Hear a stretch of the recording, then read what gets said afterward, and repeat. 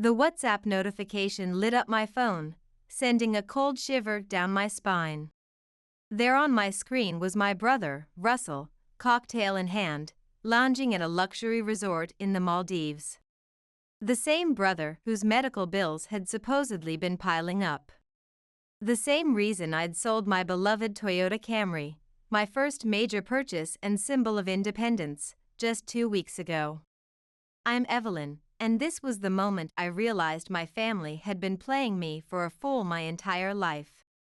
"This can't be happening," I whispered, my fingers trembling as I scrolled through photo after photo: infinity pools, sunset yacht cruises, champagne toasts. The timestamp showed he'd been there for the past 10 days, exactly when Mom had called me crying about his emergency appendectomy. My phone buzzed again. Mom, or Diana, as she preferred others to call her, was calling. I let it ring. Mia poked her head into my cubicle, her usual cheerful expression fading as she saw my face. "Ev, you look like you've seen a ghost." I wordlessly turned my phone screen toward her. "Remember how I told you I sold my car to help with Russell's medical bills?" She squinted at the screen, then her eyes widened in shock. "Oh no. Oh hell no." "Oh yes," I laughed, but it came out more like a choked sob. "Apparently, appendicitis is best treated with 5-star resorts and seafood buffets." My phone buzzed again. Mom's face flashed on the screen. "Answer it," Mia urged, her voice tight with anger. "Call her out." I took a deep, steadying breath and picked up. "Hi, Mom." "Evelyn, honey, I've been trying to reach you all morning. How are you managing without your car? I feel just awful about. How's Russell's recovery going?" I cut in, my voice eerily calm despite the storm raging inside me. "Oh, he's doing better," the doctor said. "Really?" "Because his WhatsApp shows him doing just fine in the Maldives for the past 10 days. My fingers gripped the phone so tight my knuckles turned white. Silence. Then, "Evelyn, sweetie, I can explain." "Save it," my voice cracked. "I sold my car, Mom, because you told me Russell needed emergency surgery that insurance wouldn't cover, that he might lose his apartment. Well, he was very stressed about his startup business, and you know how he gets." "Stop." I stood up abruptly, drawing concerned looks from my coworkers in the marketing department. Lowering my voice, I continued, "I've been taking the bus for 2 hours each way to work. I had to cancel my gym membership to afford the transit pass. Meanwhile, he's posting photos of champagne bottles. He needed a break? Evelyn, you know how hard he's been working on his business ventures." I'm hanging up now. "Don't be dramatic, honey. Family helps family. You've always been the responsible one. Ever since you were little." "Yeah," I said, the bitter taste of years of manipulation rising in my throat. "I have been, and you've both used that against me my entire life." I ended the call and blocked her number. Mia touched my arm, her face a mixture of sympathy and rage. My phone lit up with a WhatsApp message from Russell: "Mom's crying. Why are you being such a..." I showed Mia the message, and she swore under her breath. "Want me to hack his startup's website? I know people in IT." That made me laugh, a real one this time. "No. I have a better idea." I opened WhatsApp and commented on his latest status: "Glad to see my car money is treating you well. Hope the appendicitis cleared up nicely." Within minutes, my phone exploded with notifications. Russell's business contacts commenting with question marks. Mom calling from different numbers. Russell himself sending increasingly angry WhatsApp messages about family loyalty and understanding business investments. "You're going to start a family war," Mia warned, but she was grinning. "No," I said, gathering my marketing presentation materials, "I'm going to end one." Can you cover for me with Nathan? I need to leave early. Where are you going? To the bank. I'm closing our joint account and removing myself as a co-signer on Mom's credit card. Then I'm going to look for a new apartment, one closer to work. What about your family? I looked at my phone, now showing a group text from Mom, family meeting tonight. Non-negotiable. They stopped being my family the moment they decided my car was worth less than Russell's luxury business retreat, I said, deleting the message. I'm done being their emergency fund. As I walked to the bus stop, another notification popped up. This time from Nathan in accounting. Saw your comment on your brother's status. If you need a ride home, I'm heading your way. I stared at the message for a moment, then replied, thanks, but I need to learn to stand on my own 2 feet. The bus arrived, and as I climbed aboard, I felt lighter than I had in years. Sometimes, losing everything, even a car you spent 3 years saving for, is exactly what you need to find yourself. And I had a feeling this was just the beginning. The banging on my apartment door started at 7 a.m. sharp. I'd been expecting it. Diana always did have a flair for dramatic timing. Evelyn, open this door right now. Her voice carried through the thin walls, probably waking my neighbors who, like me, worked normal hours instead of living off others. I turned up my coffee maker to drown out her voice and continued packing boxes. After yesterday's revelation, I'd spent the night searching for new apartments and found one closer to downtown. The lease was signed digitally by midnight. I know you're in there. Your car isn't, her voice faltered, probably remembering why exactly my Toyota wasn't in its usual spot. My phone buzzed with Mia's text, Operation Freedom going okay? Before I could reply, Russell's voice joined Mom's. Stop being childish and open the door. This is about my business investments. I typed back to Mia, the dynamic duo showed up. Already talking about business investments. Almost done packing. Walking to the door but not opening it, I called out, I'm not interested in talking. Please leave before I call the building manager. You can't just cut us off, Mom's voice cracked with practiced precision. We're family. Family doesn't steal from each other, I replied, methodically taping up another box of books. Family doesn't lie about medical emergencies to fund luxury vacations. It wasn't stealing. Russell shouted.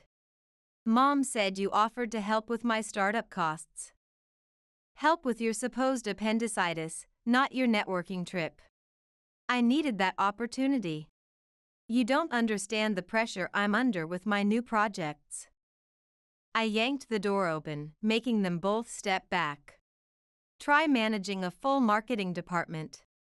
Try taking the bus at 5 a.m. because you sold your car to help your lying family. Try working 60-hour weeks to make rent while watching your brother post about business retreats with your money. Try that kind of pressure, Russell. Mom reached for my arm, her designer bracelet catching the morning light. Sweetie, please, don't touch me.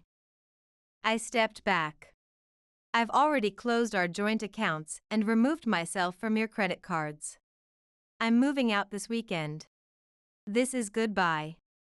You can't do this to us. Russell's face reddened, his expensive watch flashing as he gestured wildly. Mom needs your help with the bills. My startup is just about to take off. Maybe you should have thought about that before spending my car money on cocktails. It wasn't your money once you gave it to us. It was a business investment.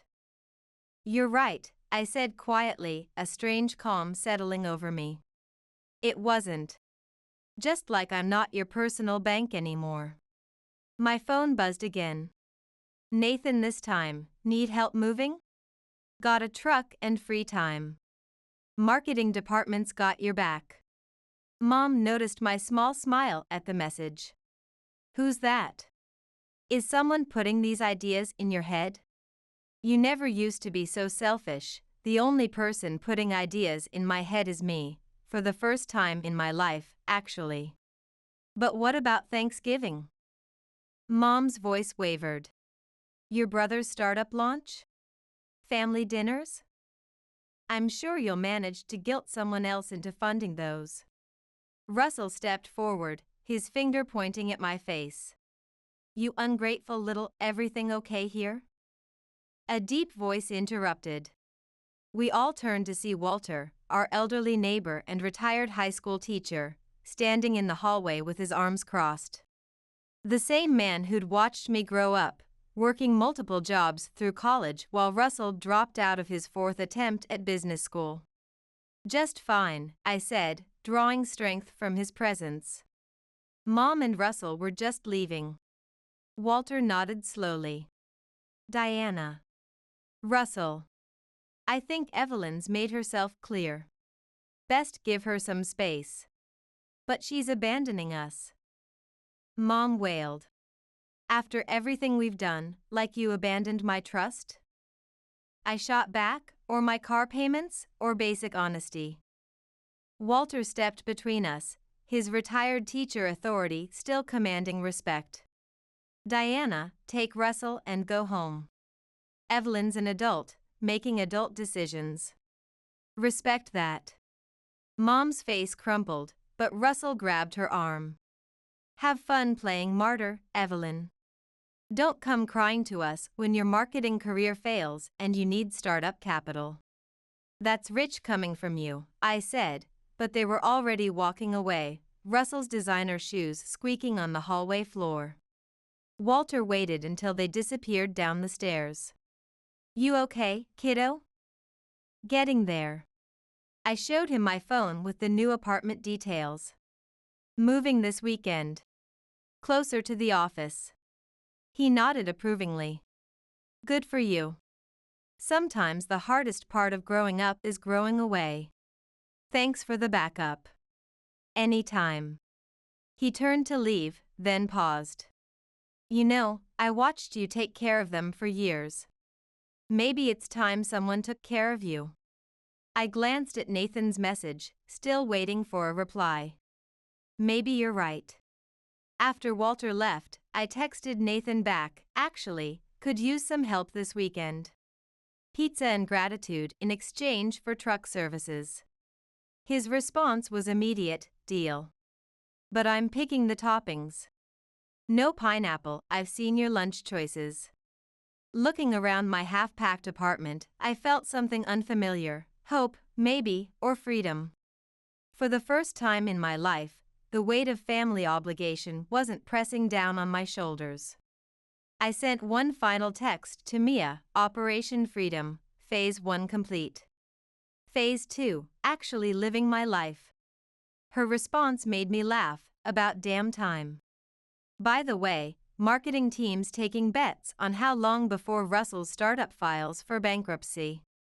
She was right. It was about damn time. So, what made you finally snap? Nathan asked, setting down another box in my new apartment. Sunlight streamed through the windows, highlighting the dust motes dancing in the air.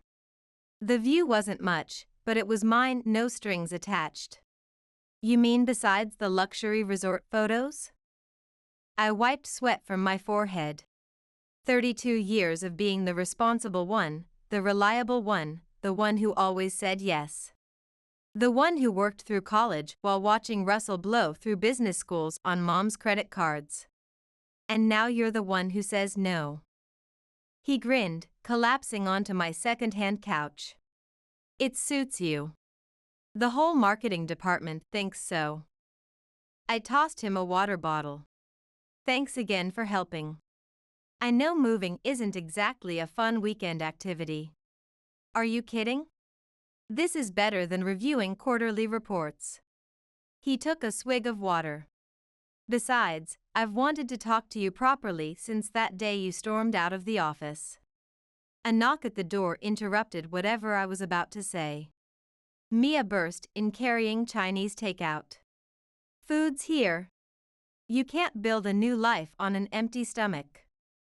Oh, hey Nathan. Didn't know you'd still be here. I can go. He started to stand. Don't you dare, I said. You earned that food. Besides, I need witnesses in case my family shows up with another business opportunity. Mia set out the containers on my kitchen counter. Speaking of which, have you checked your email? Your mom's been sending messages to the office account. Yeah, I saw them. Haven't opened them. Probably another pitch for Russell's startup. Smart, Nathan said, joining us at the counter. My sister went through something similar with our dad's investment schemes. Sometimes distance is the only answer. I grabbed chopsticks from a box labeled kitchen stuff and passed them around. How did that work out for her? She's happier now. Dad eventually realized he couldn't use her as his personal ATM and backed off. Here's hoping, I muttered, then jumped as my phone buzzed. A text from an unknown number. Evelyn, it's Mom. Please call. It's about my health insurance payments. I showed the screen to Mia, who rolled her eyes. New number, same old guilt trip. Classic Diana. Delete it, Nathan advised, his voice gentle but firm. If it's really about health insurance, she can tell her golden boy Russell. I blocked the number, but my hands were shaking slightly. Nathan noticed and touched my arm gently. Hey, you're doing the right thing. The whole marketing team's behind you. Am I? I looked between him and Mia, because sometimes it feels like I'm being horrible. They're still family. You want horrible? Mia pulled out her phone. Look what your brother posted yesterday. She showed me Russell's LinkedIn story, a photo of Mom looking sad at a business lunch, captioned missing my sister who abandoned our family business. Blood should be thicker than water. Hashtag entrepreneur life, hashtag family first, that's rich, Nathan scoffed, coming from the guy who used your car money for a networking retreat. They're trying to paint me as the villain, I said, stabbing at my low mane. And the worst part is, it's working. Half my relatives have already unfollowed me on social media. Good riddance, Mia declared. Less people to explain yourself to at the holiday party. About that, I took a deep breath. I got invited to spend Thanksgiving with my college roommate in Colorado. I think I'm going to go. That's perfect. Mia clapped.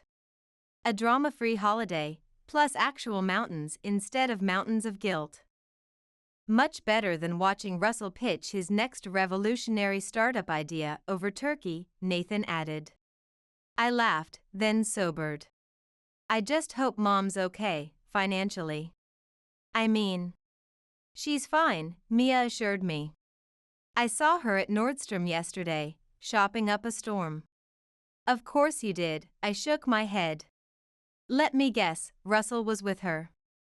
Yep. Both looked pretty healthy to me. He was talking someone's ear off about cryptocurrency investments. My phone buzzed again. Another unknown number. Evelyn, Mom's really struggling with the bills.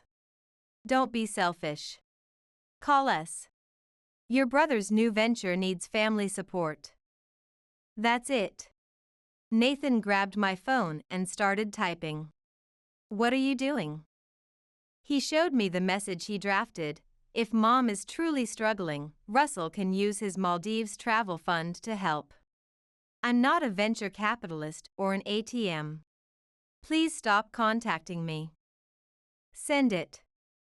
Mia urged. Then block this number too.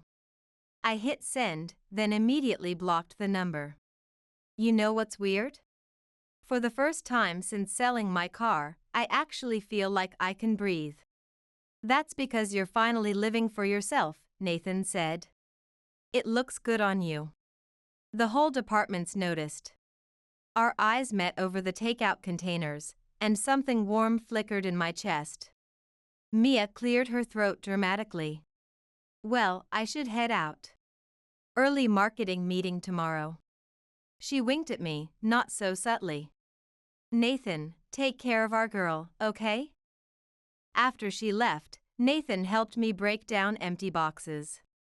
You know, he said casually, there's this great coffee shop around the corner. Maybe we could check it out sometime when you're settled in. No business pitches involved. I smiled, thinking how different this felt from the constant drain of family obligations. I'd like that. As long as you promise not to turn it into a startup. As if on cue, another unknown number popped up on my phone. Without even reading the message about exciting investment opportunities, I blocked it. Look at you. Nathan grinned. Getting better at saying no already. And yes, I added, meeting his eyes, when it matters. I was in the middle of a marketing presentation when Mom burst into the conference room, mascara streaking down her face. My coworkers froze, all eyes darting between us as I gripped my presentation pointer so tight my knuckles went white. Evelyn, please, she sobbed. You have to help us. Russell's startup, Mrs. Harrison, my department head, started. This is a private meeting. It's okay, I said, my voice steadier than I felt. Give me 5 minutes. I led Mom to the break room, aware of curious eyes following us through the glass walls. I saw Nathan stand up from his desk in accounting, concern etched on his face. I gave him a small wave. I could handle this. You can't ignore us forever, Mom said as soon as we were alone. We're drowning without your marketing expertise. Russell's startup needs, funny how you managed just fine before I started working, before I became your personal venture capital fund. That's not fair. We're family. Your brother's business ideas are brilliant. Stop. I held up my hand. Just tell me why you're here, making a scene at my workplace. She pulled out a stack of papers from her designer purse, bills, notices, collection letters. Russell's last startup didn't work out, the credit cards are maxed out, the bank is threatening foreclosure, and this is my problem because we need you. Just a small investment, maybe 10,000. For Russell's new cryptocurrency platform. I actually laughed. 10,000, Mom? I don't even have a car anymore, remember?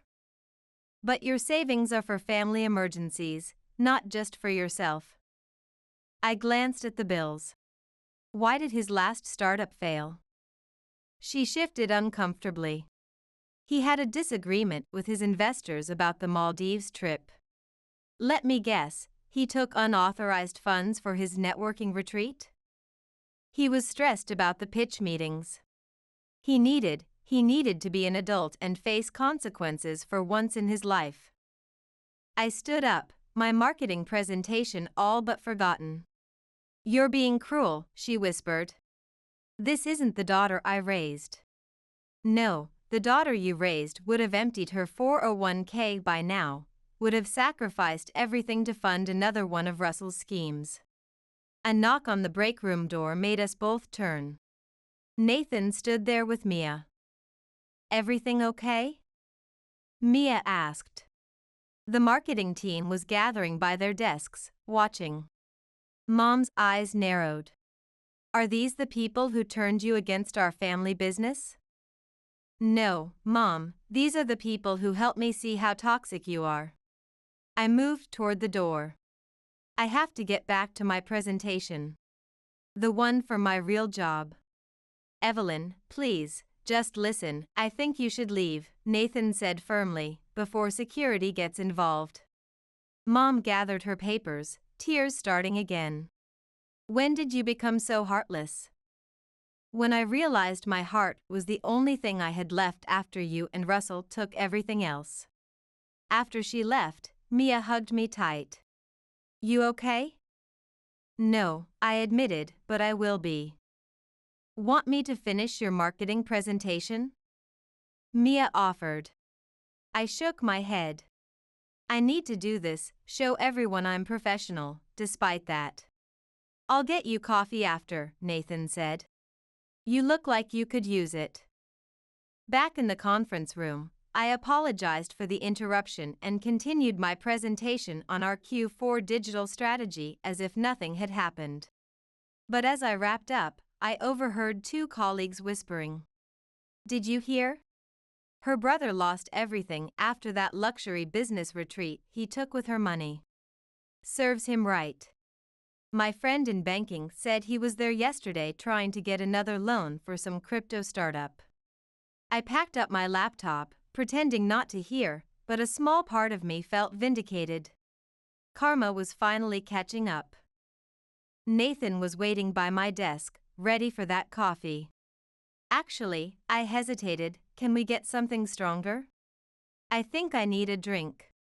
I know just the place. At the bar, after my first glass of wine, I checked my phone. 3 missed calls from Russell, 1 voicemail. You think you're so much better than us now with your real job. Mom's a mess because of you. I had to move back home because no investors understand my vision. I hope you're happy with yourself, you selfish. I deleted it before it finished. You know what's ironic? I told Nathan. They keep saying I abandoned them, but they're the ones who never showed up for me. Not once. Not when I worked 3 jobs through college, not when I got my marketing degree, not even when I made department head. He reached across the table and squeezed my hand. Their loss. Yeah, I said, squeezing back, their loss. My phone buzzed again. A text from Walter, saw your mother today. Don't worry about her dramatics. Your father would have been proud of you standing up for yourself. I showed Nathan the message, and he smiled. Smart man, that Walter. Smart enough to see what took me 32 years to figure out. Better late than never, he said, raising his glass. To boundaries. I clinked my glass against his. To boundaries, and to finally enforcing them. Walter showed up at my door on a rainy Sunday morning, holding 2 cups of coffee and wearing a grim expression. Got a minute, kiddo? For coffee? Always. I let him in, noting how he seemed to be choosing his words carefully. What's wrong? Saw your mother yesterday, he said, settling onto my couch. At the hospital. My stomach dropped. Is she okay? Panic attack. They kept her overnight for observation. He handed me a coffee. Russell wasn't there. Apparently, he was too busy pitching his new crypto platform to some investors. I sipped my coffee to hide my trembling hands. Why are you telling me this? Because you deserve to know the truth, not the manipulated version they're spreading around. He leaned forward. Your mother's panic attack happened right after the bank officially started foreclosure proceedings. Let me guess, because of Russell's failed startups? Partially, but mainly because she's been funding all his ventures, paying his rent, car payments, and credit card bills for months, even before your car money went to his networking retreat. My phone buzzed. Nathan checking in, still on for lunch? I typed back quickly, rain check. Something came up. Evelyn, Walter said gently. I'm not telling you this to make you feel guilty. I'm telling you because you need to understand this isn't your fault. They were drowning in Russell's schemes long before you stepped away. But if I hadn't cut them off, they would have dragged you down with them. He pulled out his phone, showing me a LinkedIn post from Russell from just last night, him at an expensive startup conference, pitching another revolutionary idea. He posted this while your mother was in the hospital. Of course, he did. I set my coffee down hard enough to slosh it. Why am I not surprised? Because you finally see them clearly. Walter stood up, walking to my window. You know, I've known your family for 15 years. Watched you work through college while Russell dropped out of his fourth attempt at business school. Saw you skip vacations to help with bills while he launched failed startup after failed startup. Why didn't you say anything? Would you have listened? He turned to face me. Sometimes people need to realize things on their own. My phone buzzed again. Mia, this time, 911. Your mom's posting about being in the hospital. You okay? I should check on her, I said, half standing. Should you? Walter raised an eyebrow. Or is that your guilt talking? Before I could answer, my phone rang. An unknown number. I answered on speaker. Evelyn? Russell's voice filled the room. Mom's in the hospital and you don't even care. She could have died from a panic attack about money problems you caused by not investing in my startups. Oh, so this is my fault now? The foreclosure? The maxed out credit cards? The business retreat you took with my car money? You don't understand business. My new crypto platform is going to revolutionize. No, Russell, you don't understand basic responsibility, I cut in, surprising myself with my steadiness. And I'm done funding your delusions. Fine. I hope you can live with yourself when Walter took the phone. Russell, it's Walter. Instead of guilt-tripping your sister, maybe try selling those startup conference tickets you were bragging about last week, or your designer suits. Or maybe just grow up and get a real job. He hung up and blocked the number before Russell could launch into another pitch. Thank you, I whispered. Don't thank me yet, he handed me back my phone. The hard part's coming. They're going to escalate, make you look like the villain, try to turn everyone against you. They already are. I showed him my mother's latest Facebook post, a hospital selfie with the caption missing my daughter during this difficult time. Where's the startup support when you need it? Prayer warriors needed. Hashtag family business, hashtag startup, hashtag entrepreneur. Ah, yes, the social media guilt trip, he chuckled. Your mother's specialty. My phone lit up with messages from relatives I hadn't heard from in years, all suddenly concerned about my absence from the family business. You know what's funny? I said, blocking numbers one by one. A month ago, this would have broken me. Now it just makes me angry. Good. Walter headed for the door. Anger's better than guilt. Anger means you're healing. Walter, I called as he opened the door, why are you really here? He paused. Because 15 years ago, I watched a bright young girl give up her college savings to fund her brother's first failed startup. Someone should have stepped in then. I'm stepping in now. After he left, I called Nathan. Rain check canceled. I could really use that lunch. Everything okay? No, I said honestly, but I'm done feeling guilty about that. I'll pick you up in 20, he said, and Evelyn? I'm proud of you. The whole department is.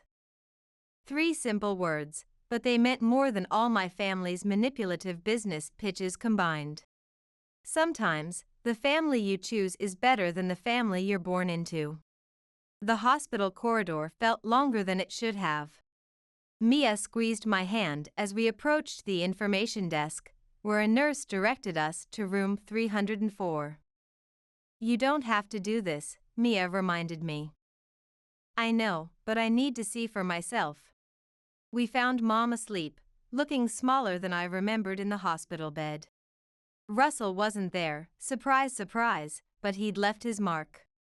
Business magazines and startup pamphlets cluttered the corner of the room. Seriously? Mia whispered, pointing at the materials. She's in the hospital and he's still pushing his schemes? Mom's eyes fluttered open. Evelyn? You came?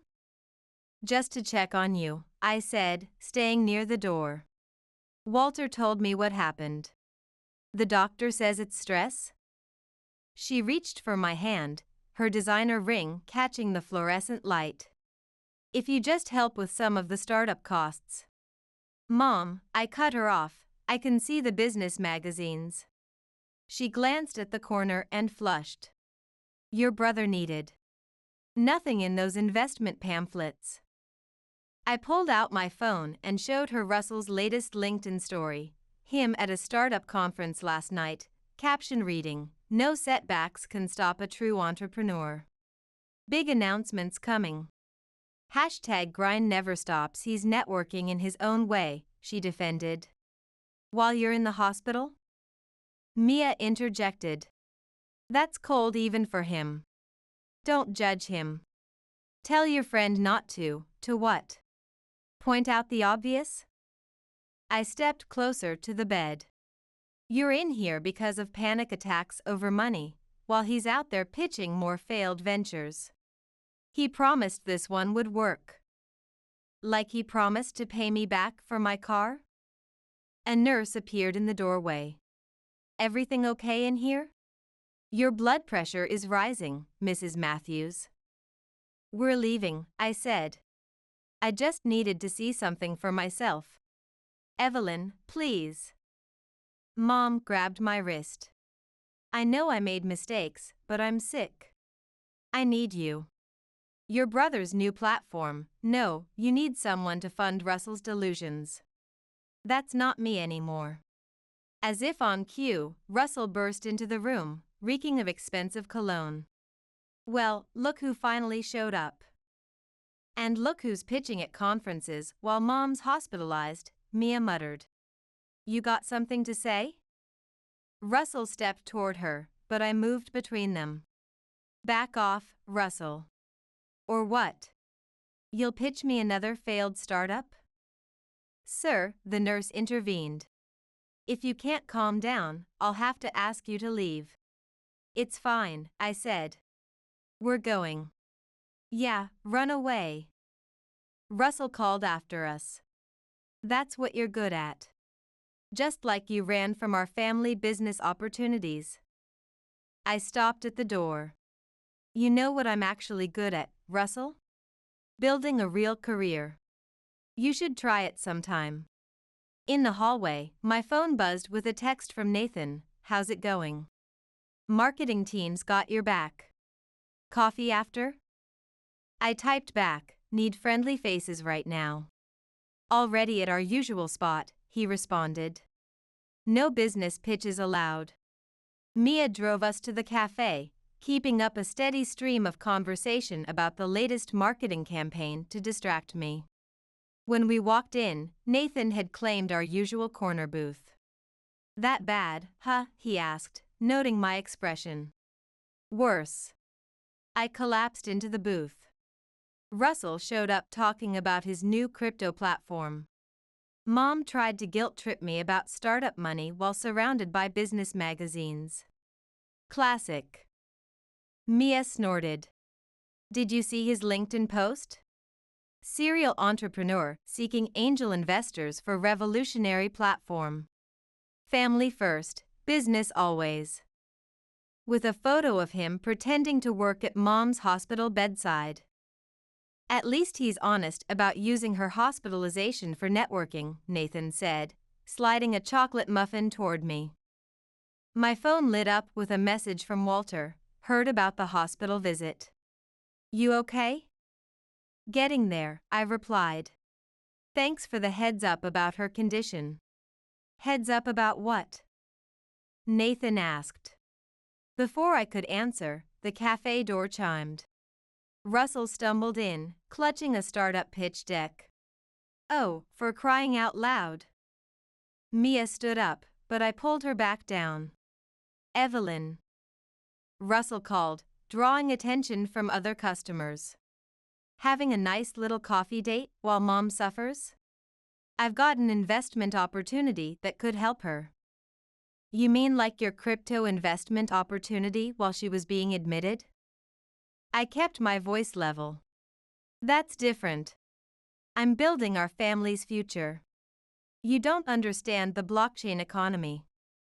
Sir, a barista approached him. I'm going to have to ask you to leave. Not without my sister's investment, he sneered.